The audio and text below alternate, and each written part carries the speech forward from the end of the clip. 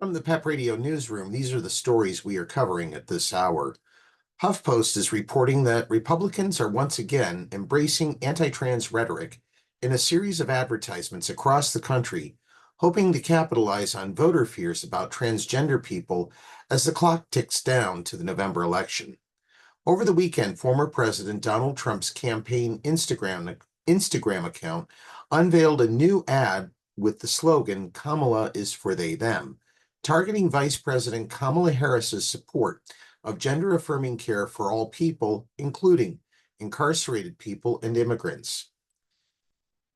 The narrator in the ad warns, even the liberal media was shocked Kamala supports taxpayer-funded sex changes for prisoners and illegal aliens. The new ad hinges on a now viral moment during the September 10th presidential debate when Trump warned that Harris supports transgender operations on illegal aliens that are in prison.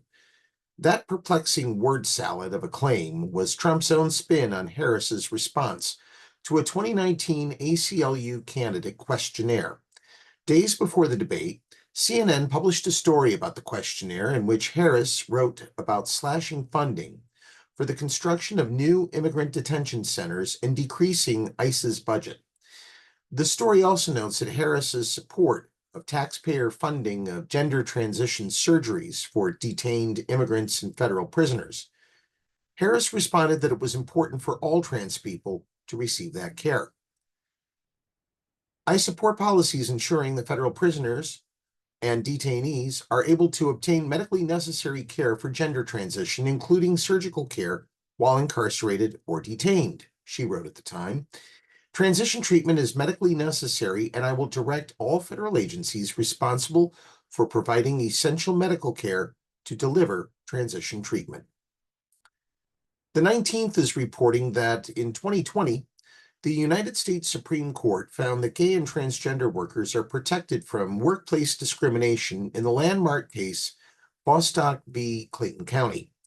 Despite those federal protections, LGBTQ plus people across the country, especially transgender and non-binary people, continue to face rampant discrimination at work and don't feel safe being out, according to research from the Williams Institute at the University of California, Los Angeles School of Law. In a 2023 study of 1,902 LGBTQ plus adults in the workforce released in August, 17% said they had experienced discrimination or harassment on the job in the past year. Trans and non-binary employees were more than twice as likely as cisgender queer employees to face discrimination and harassment. 22% of trans and non-binary people experienced discrimination in the past year, and 26% experienced harassment. "You would hope things have gotten better," said Brad Sears, founding executive director of the Williams Institute and co-author of the report. Sears believes the high rate of discrimination is an indication that change has been slow after Bostock, even after the Biden administration implemented additional non-discrimination policies. Shortly after Biden was inaugurated in 2021, he issued an executive order based on Bostock that mandated the protection of gay and transgender Americans in the workplace, as well as in schools and doctors' offices.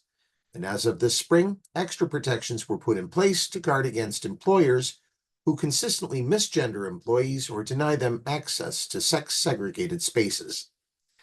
Still, the study found that many LGBTQ plus Americans are not out in the workplace to avoid facing discrimination and harassment. Nearly half of LGBTQ plus employees said they are not open about their identity to their current supervisor, and 1/5 are not out to any of their coworkers. Staying in the closet actually did protect them.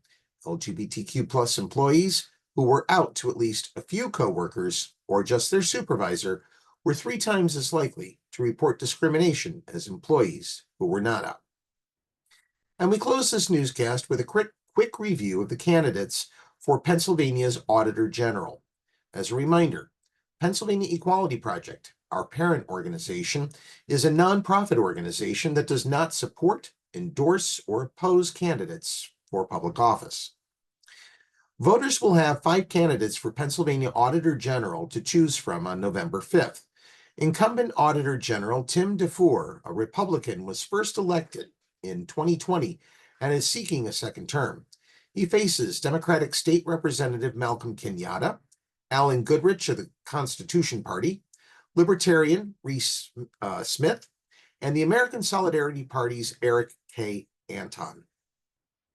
The Auditor General monitors how public dollars are spent to catch waste, fraud, and grift.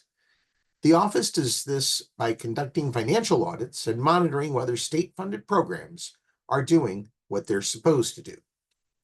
The Auditor General is elected for a 4-year term, and an individual can hold the role for a maximum of 2 consecutive terms. Pennsylvania created the position as a politically appointed office in 1809, and in 1850, it became an elected position. There have been 50 Auditors General in Pennsylvania history, and this year's incumbent was the 41st chosen by popular vote. Since the office's creation, 25 Republicans and 22 Democrats have held the position.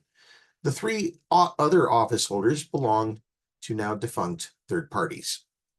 To learn more about what the Auditor General's office does, see the article from USA Today. The link is posted on the PEP Radio news page on our website. That's a quick check of the news at this hour. Now let's get back to more music on PEP Radio.